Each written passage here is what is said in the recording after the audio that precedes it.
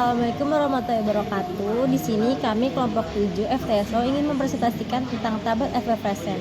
Sebelumnya, perkenalkan, saya Sohadi Anggraini dengan NIM 246131184. Perkenalkan, nama saya Sabrina Nafisatun Nikmah dengan NIM 24613183. Perkenalkan, nama saya Ananda Dwi Septikasari dengan NIM 24613185. Perkenalkan, saya Nyemas Nisrina ini dengan NIM 246131186. Di sini saya akan menjelaskan mengenai definisi dan juga prinsip dasar. Tablet effervescent adalah sediaan padat oral tidak bersalut yang mengandung komponen asam dan basa atau karbonat atau bikarbonat.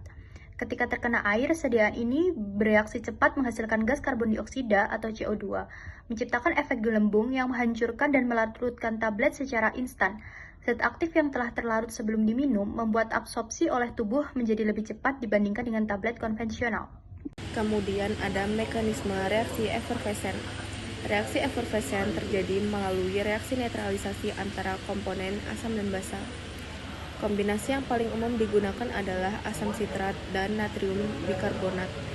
Ketika ditambahkan ke dalam air, kedua bahan tersebut bereaksi menghasilkan natrium sitrat, air, dan karbon dioksida.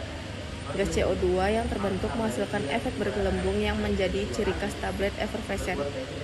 Selain mempercepat kelarutan tablet, pelepasan CO2 juga berfungsi meningkatkan kelarutan zat aktif serta membantu menutupi rasa tidak enak dari beberapa obat.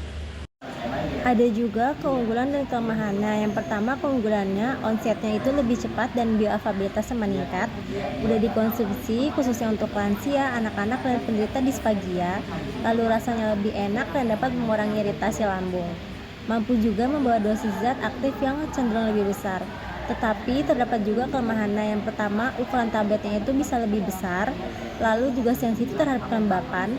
Proses produksinya kompleks, butuh kontrol suhu atau kelembapan, dan juga biaya produksinya cenderung lebih tinggi. Selanjutnya adalah metode pembuatan dan evaluasi kualitas dari tablet effervescent. Nah, dalam proses produksinya itu terdapat beberapa metode yang dapat diterapkan seperti wet granulation atau granulasi basah, dry granulation atau granulasi kering, dan direct compression atau kempa langsung. Selain itu dapat juga digunakan teknologi fluidized bed granulation serta hot melt granulation. Tapi perlu digarisbawahi bahwa meskipun metode granulasi basah menghasilkan granul yang homogen, metode ini memiliki risiko tinggi memicu reaksi dini akibat paparan air. Nah, oleh karena itu, pemilihan metode harus dilakukan secara cermat. Selanjutnya, untuk memastikan mutu produk dilakukan serangkaian evaluasi kualitas. Evaluasi ini meliputi uji fisik pada massa granul seperti angle of repose, bulk density, Kurtz index, dan Hausner ratio. Nah, selain itu dilakukan pula uji standarisasi pada tablet jadi yang meliputi keseragaman bobot atau kandungan, kekerasan, friabilitas, serta parameter spesifik seperti waktu effervescent, pH larutan, kadar CO2, dan water activity. Berikut mengenai perkembangan teknologi dan tren masa depan.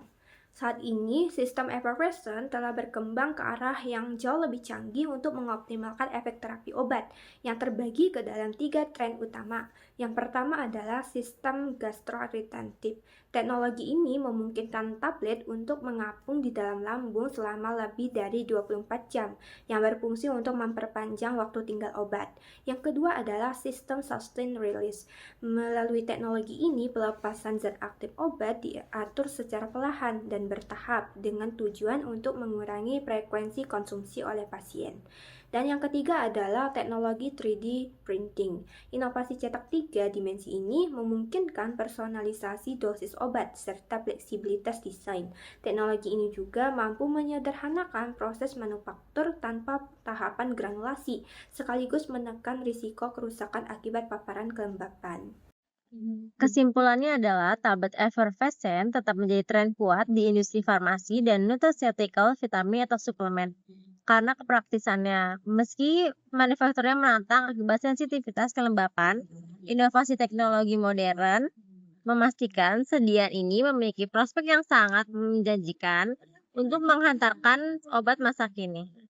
Sekian presentasi dari kelompok kami. Apabila ada kurang, mohon dimaafkan. Wassalamualaikum warahmatullahi wabarakatuh.